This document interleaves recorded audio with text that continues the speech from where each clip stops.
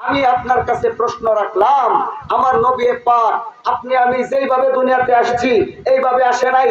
আমার নবী পাকের আম্মা মা আমেনা দেখতেছে, মা আমেনার পেটের কোনো পরিবর্তন নাই। আমরা মা বাবার পেটে থাকা অবস্থায় পেট পরিবর্তন হয়েছে না? মা খাইতে পারছে? ঘুমাইতে পারছে? পারে নাই। মার মনে কষ্ট দেওয়া যাবে না। ডাক্তার সাহেব যদি মার মনে কষ্ট দিয়ে মাহফিল করে 1 টাকার কোনো মূল্য পাবে? কথা কয় না, পাবে? আপনারা মা বাবার মনে কষ্ট দিয়ে মাহফিলে সারা রাত্র পয়সা থাকবেন, লাভ হবে? গভীর মনোযোগ, আমি মা বাবার বিষয়ে কয়েকটি কথা বলতেছি। খাজা আব্দুল্লাহর পেশানির মধ্যে নূরে মুহাম্মদী স্থাপিত হয়ে আছে। আপনি আমি মা বাবার বৈধ মিলনের মাধ্যমে দুনিয়াতে আসছি, কিন্তু খাজা আব্দুল্লাহ ছিল শ্যামবর্ণ। এই খাজা আব্দুল্লাহ একদিন একটা হালের পাড় দিয়ে হাইতে যাইতেছে, যাইতে যাইতে হঠাৎ করে তৃষ্ণার্ত হয়ে গেলেন। বাবাজিরা 10টা মিনিট সময় আমাকে দেন, তারপরে মোনাজাত দিয়ে দিচ্ছি ইনশাআল্লাহ। এবার খাজা আব্দুল্লাহ যখন একটা হালের পাড়ের মধ্যে গেলেন, গিয়ে দেখতেছে হালের পাড় দিয়া একটা ফুল কত সুন্দর গান করতেছে, এটা বাইশা যাইতেছে। জোরে বলেন না সুবহানাল্লাহ। একবার দেখা দাও যদি স্বপ্নে রাতের বেলা, হাসি মুখে পরাব তোমায় 1000 ফুলের মালা। একটা জবান বন্ধ রাখে দেন না, চিৎকার মেরে বলেন আল্লাহু আকবার। বাবাজিরা আমার, আমি ভূমিকাতে আর একটা সেকেন্ড সময় নষ্ট করতেছি না রে বাবাজিরা আমার। যে এই বাবাজিরা নবীজিরে আমাদের মতন বলেন এই যে মিলাদুন নবী আসলে আপনারা বলেন এটা করা যাবে না। এ বাবা, জন্ম না হইলে কি মরণ হইতো নি? আমার নবী পাক ফুলের স্রোতে জান্নাতের ভিতরে আমার আল্লাহ ডাক দিয়া বলে, জিবরাইল তুমি একটা কাজ করো, জান্নাতের ভিতরে যাও। হযরতে জিবরাইল আলাইহিস সালাম জান্নাতের ভিতরে গেলেন, গিয়ে দেখতেছে আমার নবী পাকের ওই নূরানি ফুল মুবারক একটা পেয়ালার মধ্যে রাইখা রাখছে রে। আর চতুর্দিক দিয়ে ফেরেশতারা তাওয়াফ করতেছে, ইয়া নবী সালাম আলাইকা বইলা বইলা ওই ফুলটাকে তারা সালাত আর সালাম জানাইতে আছে। ওই আমি হইতাম যদি মদিনার মাটি, আমার উপর দিয়া নবী যাইতো গো ও ঘাটি। ওই আমি মদিনার বাতাস হলে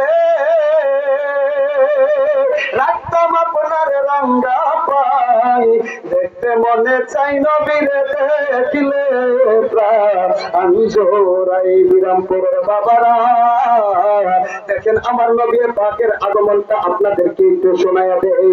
আরে দেখেন আমার নবী পাকের আগমনের সিস্টেমটা। এবার হযরতে জিবরাইল আলাইহিস সালাম এবার 70,000 ফেরেশতার সামনে গিয়ে দাঁড়াইলেন।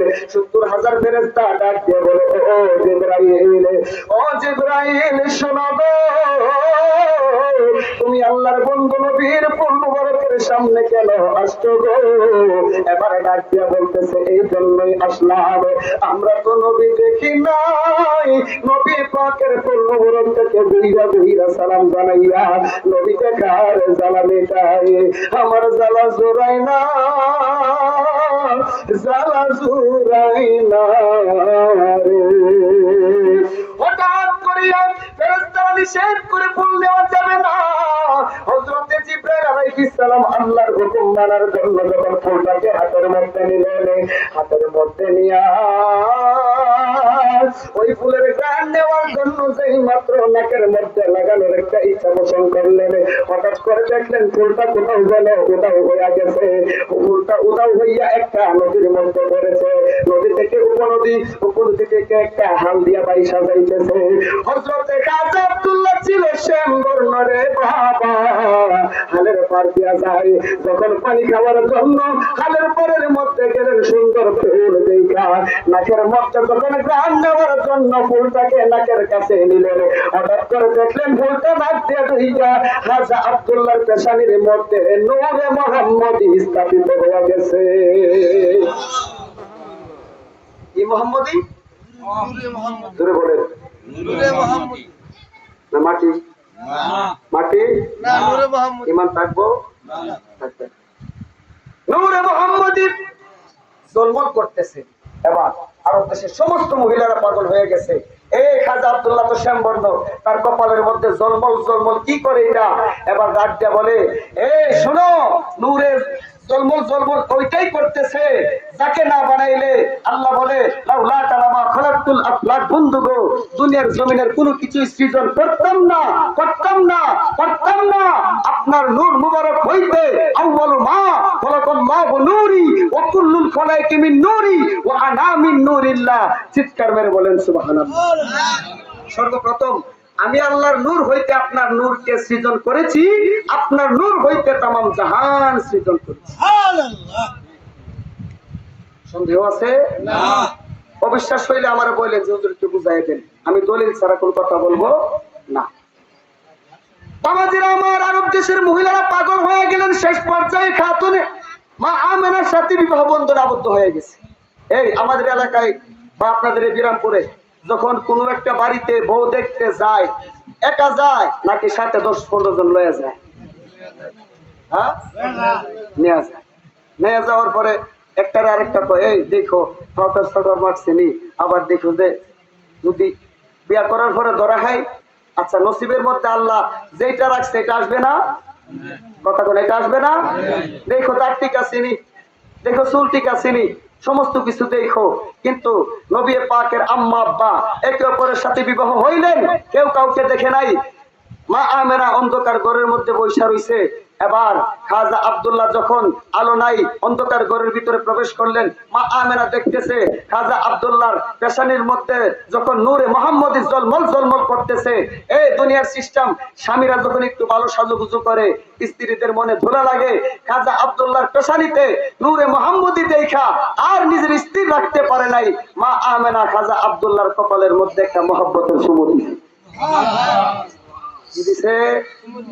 কথা কইলা কি দিছে? শেষ করে দিবি, দোয়া করে দে, কথা বলতো। মা আমেনা কপালে কি দিছে? জোরে বলেন, আরো জোরে বলেন। আর আপনার আমার মা বাবার বৈধ মিলনের মাধ্যমে আপনি আমি মায়ের দেখে দিচ্ছি। তো নবীর আপনার মতন বললেন, আপনার আমার জন্ম আর নবী পাকের আগমন পার্থক্য আছে না নাই? এবার মা আমেনা দিন যায় সপ্তাহ যায়, হঠাৎ করে একদিন যখন আমার নবী পাক এই ধরাধামের মধ্যে আগমন করবে, জান্নাত থেকে 4 জন স্পেশাল মহিলা আমার আল্লাহ নবী পাককে রিসিভ করার জন্য জান্নাত থেকে মেহমান বানায়া মা আমেনার ভাঙ্গা ঘরের মধ্যে পাঠিয়ে দিয়েছে। ঘুম থেকে সোজা খোয়া দেখতেছে হাতের 4 কোণার মধ্যে 4টা মহিলা। বলে আপনি কেন আসলেন? আল্লাহ পাঠাইছে। আপনি কেন আসলেন? আল্লাহ পাঠাইছে। আপনারা কেন আসলেন? আল্লাহ পাঠাইছে। আপনি জানেন অল্প কিছুক্ষণ পরে সুবহে সাদিকের টাইমে 570 খ্রিস্টাব্দে জাজিরাতুল আরবে মক্কা শহরে নূরের নবীর আগমন ঘটবে, যাকে না বানাইলে কোনো কিছুই হইতো না। ওই আগমন ওয়ালাকে রিসিভ করার জন্য আমার আল্লাহ আমাদেরকে দায়িত্ব দিয়া টাইমে সাজায়া জান্নাত থেকে দুনিয়াতে পাঠিয়েছে। দুনিয়ার কোন মুফতি সাহেবের বেলায় এই ঘটনা ঘটছে? বলতে পারবেন কেউ? মা আমেনা বিশ্বাস করে না, পেটের কোনো পরিবর্তন নাই, ব্যথা টেতাও নাই, হঠাৎ করে ঘুমায় গেলেন। এবার ঘুমের তখন একটা বাহানা ধরলেন। এখন আজকের এই মাহফিলটা কি রাত্রে হচ্ছে না দিনে হচ্ছে? রাতকে মানুষ বই করে না। এখন যদি কারেন্টটা চলে যায় সর্বনাশ, এদিক দিক তাকাইবো, মোবাইল হাতে নিব, আলো। বাবাজিরা আমার, মাটির নিচে কবর, এই কবরে যাওয়া লাগবে কি লাগবে না? এই কবরের মধ্যে কোনো লাইট আছে? কারেন্টের ব্যবস্থা আছে? ওই কবরের মধ্যে আলো যদি জ্বালাইতে হয় নবীর প্রেমের মালা গলার মধ্যে ধারণের দরকার আছে না নাই? যেই কবরে নবী আসবে ওই কবর আলো হয়ে যাবে, আর যেই কবরে নবী আসবে না ওই কবরওয়ালার কপালটা পুড়ে যাবে। আমার নবী পাক দুনিয়ার জমিনে আগমন করবেন, রাত আল্লাহর কাছে দরখাস্ত করে তাদের কথা শুনিয়া রাত কই আল্লাহ আপনার বন্ধুরে আমি রাত্রের বেলা দুনিয়ার জমিনে আপনি আগমন ঘটাইয়া দেন, ইন্তিমিন টাইমে আবার আমার আল্লাহ রাতের কথা শুনলেন।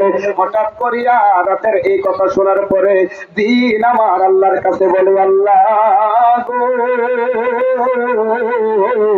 ও আমার আল্লাহ, আল্লাহ গো, দিনকে মানুষ ভয় পায় না, রাতকে মানুষ ভয় পায়।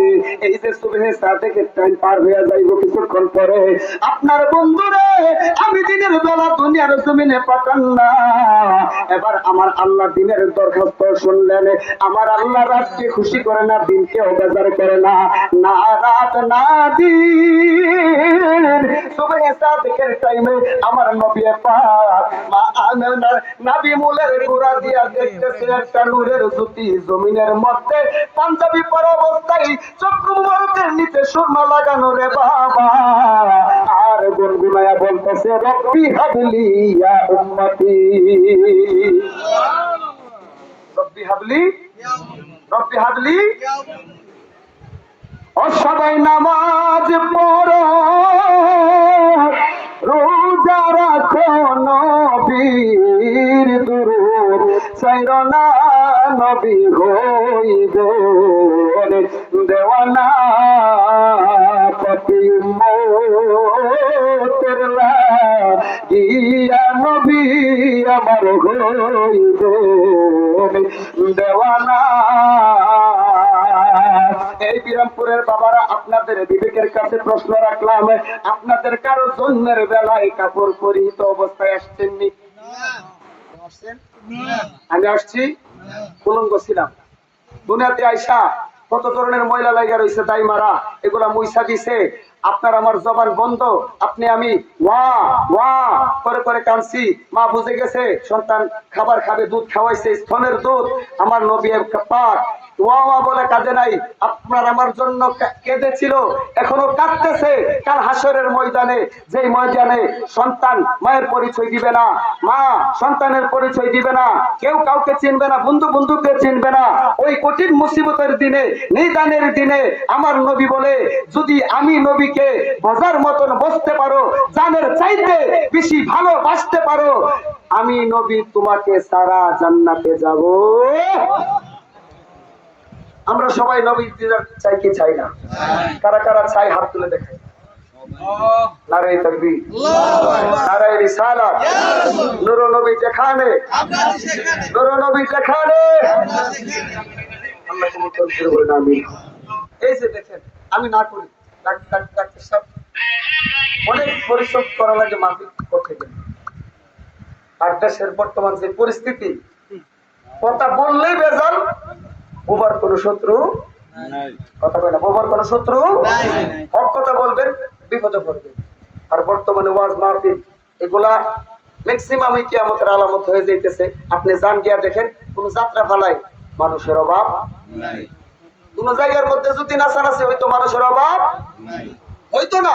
কিন্তু জান্নাতের বাগান জানে, তারপর আসে না কেন? আসে না কেন? ওই যে শয়তানের দোকার মধ্যে পড়ে গেছে, পরে সে জান্নাতের বাগানে আসতে পারে নাই। যারা যাত্রা পালায় দাঁড়ায় থাকবো, তারা কি জান্নাতি হবে না জাহান্নামী হবে? আর জান্নাতের ভিতরে বসে থাকলে আপনার লাভ হবে না লস হবে? উনি যে মাহফিলটা প্রত্যেক বছর সাজায়, ভালো করে কাজটা না খারাপ করে? এই এলাকায় এখানে এমন একটা মানুষও বলতে পারবেন না যে হুজুর আমার বংশের মানুষ কবরে নাই, কালেকশনের কথা নিষেধ করছে, কালেকশনে করবো না। পারলে আগামী বছর মাহফিলটা ছোট করে নিবেন, মহরমের মাহফিলটা বড় করবেন। আপনারা ওনার সম্পর্কে অবগত আছেন, আলোচনা শুনছেন মিলাদুন নবীর উপরে। আলোচনা করলে সারা রাত্রই করা যাবে, কিন্তু আপনাদেরকে একটা কথাই বলবো, কি করবেন আলোচনা দিয়া যদি নবীর আদর্শ আপনার আমার মধ্যে না থাকে? নবী রাস্তা দিয়ে হাইটা গেছে, এক বড়ি কাটা দিত। আপনার আমার শক্তি যদি এরকম হইতো, তাহলে বড়ির কি আস্থা রাখলাম হইলেন? একদিন থেকে রাস্তার মধ্যে কাটা নাই, আমার নবী কই আহারে বড়ির জানি কি অবস্থা, গিয়ে দেখতেছে জ্বরে কাঁপতে আছে, এইভাবে কাঁপতে আছে বিছানার মধ্যে। এবার বুড়ি মনে মনে কই হারিয়ে যারে পেতা দেওয়ার জন্য প্রত্যেক দিন রাস্তায় কাটা দেয়, আজকে সে আমার বাড়িতে না জানি কি অবস্থা করে, সে বই পাইয়া এইভাবে কাঁপতে আছে। আর ওই দিক দিয়া আমার নবী বলে, মা মা আমি কি আপনার সেবা করে দিব? সুবহানাল্লাহ কইতেন না? আর জোরে কন্যা সুবহানাল্লাহ। ও পিতায় আনন্দে মাতিয়া সাগরে বাসাইয়া সেই যে চইলা গেল ফিরাই আইল না। ও মা দেখিয়া সন্তানের দায় অকালতে প্রাণ হারায়, কেন সেই মায়ের ভক্তি রাখো না? এমন দরদি ববে আর হবে না আমার মা।